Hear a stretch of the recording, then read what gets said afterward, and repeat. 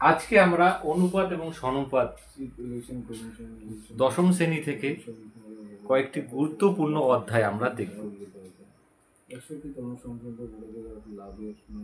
অনুপাত এবং সনুপাত শিখতে গেলে প্রথমে আমাদের লক্ষ্য রাখতে হবে কয়েকটি নিয়ম।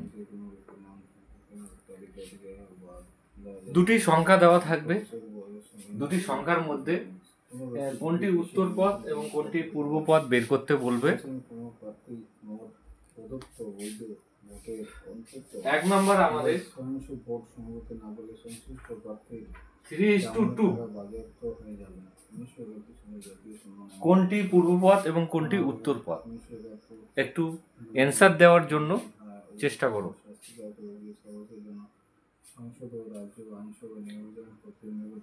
এই সংখ্যা দুটির মধ্যে পূর্ব পদ আমরা 3 কে বলবো, উত্তর পদ আমরা 2 কে বলবো। প্রধান নির্বাচন কমিশনকে নিয়োগ করেন রাষ্ট্রপতি। অন্যান্য নির্বাচন কমিশনার নিয়োগের সময় প্রধান নির্বাচন কমিশনের কমিশনার কার্যকরের মেয়াদ তারা। এরপরে আমরা দেখব সমানুপাত এবং বৈষম্যানুপাত কাকে বলে। বৈষম্যানুপাত হচ্ছে পূর্বপদ এবং উত্তর পদ যদি অসমান হয় তাকে বৈষম্যানুপাত বলা হয়। এবং সমানুপাত কাকে বলা হয়? সমানুপাত হচ্ছে যদি পূর্ব পদ এবং উত্তর পদ সমান থাকে তাকে সমানুপাত বলা হয়।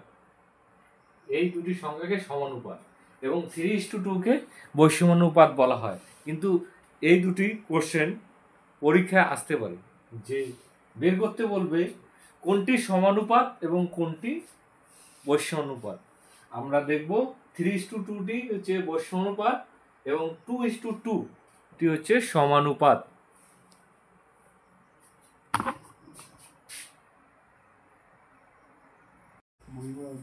এরপরে আলোচনা করব একটি ছক।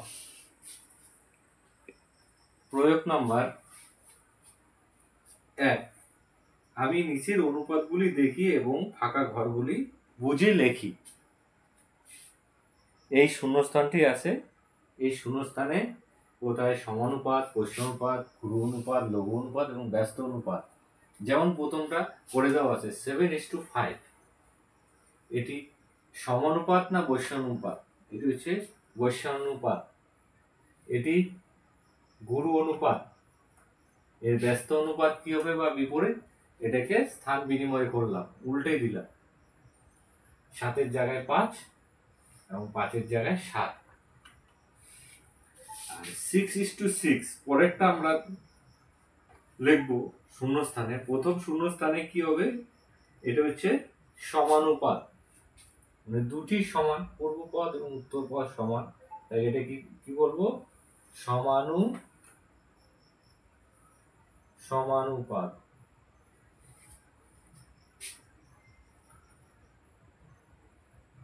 তাহলে বিপরীত অনুপাত কি হবে? সমানুপাত, লঘু অনুপাত কিচ্ছু হবে না, এটা ফাঁকা। তাহলে বিপরীত অনুপাত কি হবে? সেই একই হবে, 6:6। এরপরে আমরা দেখব কি 1:4। এটি কি অনুপাত? এটি হচ্ছে বৈষম্যানুপাত। বৈষম্যানুপাত। এটি গুরু অনুপাত না লঘু অনুপাত? এটি হচ্ছে লঘু অনুপাত, কারণ যেটা আছে পূর্ববর্তী ছোট, তাই এটি লঘু অনুপাত।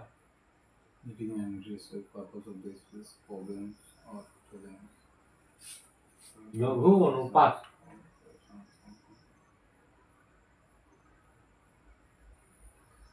তাহলে বিপরীত অনুপাত কি হবে? বিপরীত অনুপাত হবে 4:1। 9:2 এটি কি? এটি হচ্ছে বৈষম্যানুপাত। এটি কি অনুপাত? গুরু অনুপাত। যেহেতু পূর্ব পদটি বড় আছে তাই গুরু অনুপাত। বিপরীত অনুপাত কি হবে? স্থান বিনিময় করলাম, 2:9। তাহলে এবার আমরা যৌগিক অনুপাত বা মিশ্র অনুপাত করব। 7:5, 1:4 ও 9:2। যৌগিক অনুপাত এবং মিশ্র অনুপাত করার জন্য আমরা কি দেখছি, যে পূর্বপদগুলিকে সব পূর্বপদগুলিকে গুণ করব। সব পূর্বপদগুলিকে 7 পূর্বপদ, 1 পূর্বপদ, 3 পূর্বপদ, তাহলে গুণ করলে কত হচ্ছে 63 ইস্টু পরের অনুপাতগুলি 4 দুগুণে 8, 5 8 40। তাহলে এটি কি অনুপাত? পৈশ্য অনুপাত। এটি গুরু অনুপাত, যেহেতু পূর্বপদ বড় আছে তাই এটি গুরু অনুপাত। এটিকে আমরা ব্যস্ত অনুপাত কিভাবে লিখব? 4:63, 40 এবং 63:63। এই হলো ছকটি। সুন্দর ভালো করে বাড়িতে লিখবে এবং প্র্যাকটিস করবে। শুধু ভিডিও দেখলে হবে না, খাতা কলম নিয়ে প্র্যাকটিস করতে হবে।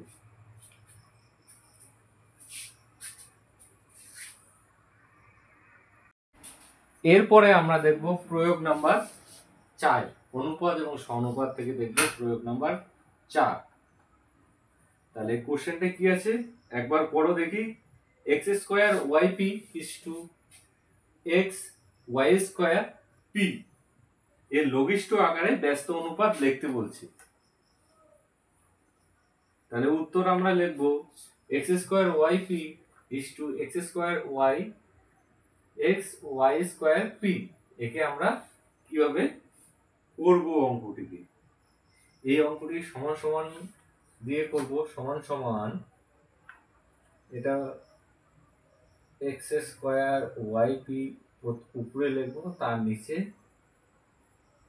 x y p, তাহলে y² এটা। তাহলে এখান থেকে কি কি কাটা যায়? পি পি কাটা গেল,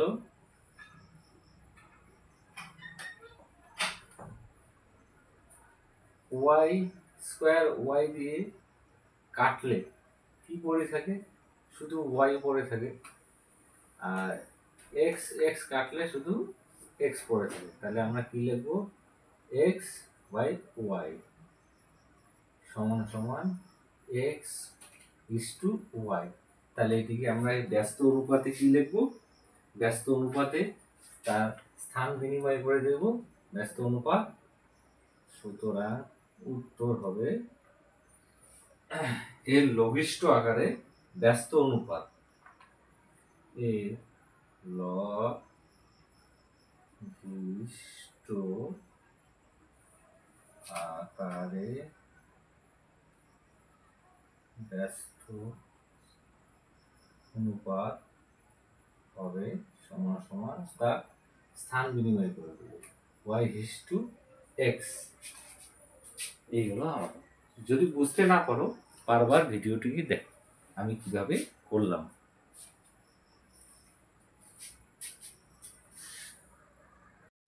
এরপরে দেখব আমরা প্রয়োগ নাম্বার 6।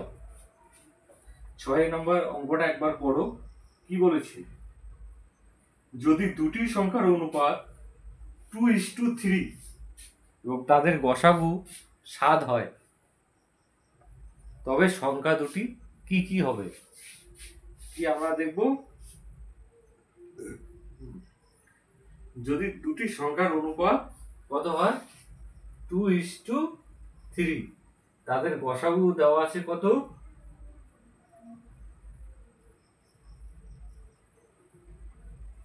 7। তাহলে সংখ্যা দুটি কি কি? তাহলে আমরা সংখ্যা দুটি লিখব কি?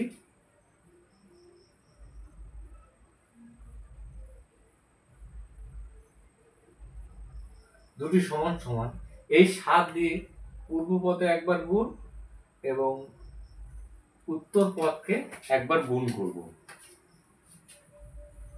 2 লিখলাম ইন্টু 7 লিখলাম, মাঝখানে ইস টু 3 লিখলাম, ইন্টু 7 লিখলাম, সমান সমান 7 দুগুণে 14 ইস টু 21। তাহলে সংখ্যা দুটি হবে কত? 14 আর 21।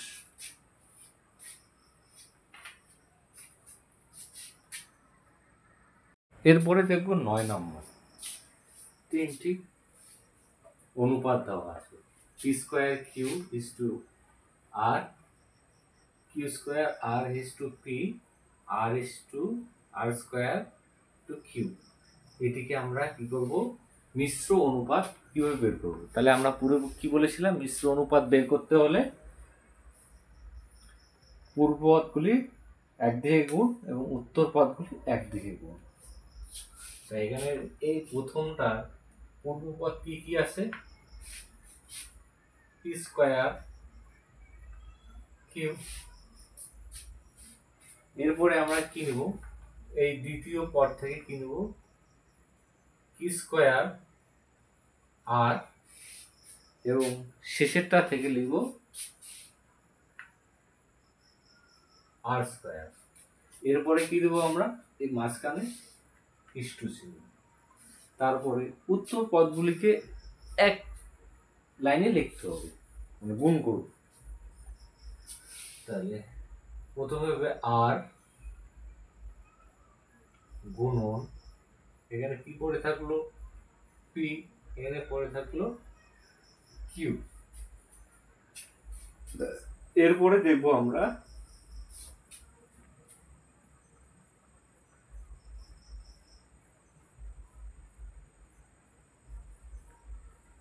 কি কি কাটা যাচ্ছে।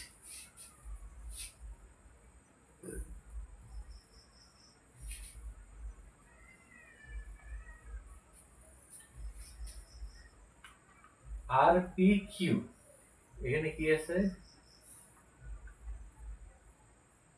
আর আছে, কিউ আছে, এই কিউ দিয়ে এ কিউ কাটলাম, এই আরটাকে এই আরে কাটলাম, আর পি, এই পিটাকে এই পিটাকে একটা পি পড়ে থাকলো, এখানে দুইটা পি আছে, এই পি দিয়ে একটা পি কাটলাম, তার মানে একটা পি পড়ে থাকলো। তাহলে কি হবে? সমান সমান পি, একটা পি পড়ে থাকলো এর থেকে, সমান সমান পি কি স্কোয়ার আর স্কোয়ার পড়ে থাকলো। পূর্বতে কি পড়ে থাকলো এই সংখ্যাটার মধ্যে? পি কিউ স্কোয়ার আর স্কোয়ার ইস টু, এখানে কিছু নেই মানে পরের পদটাতে কিছু নেই মানে 1।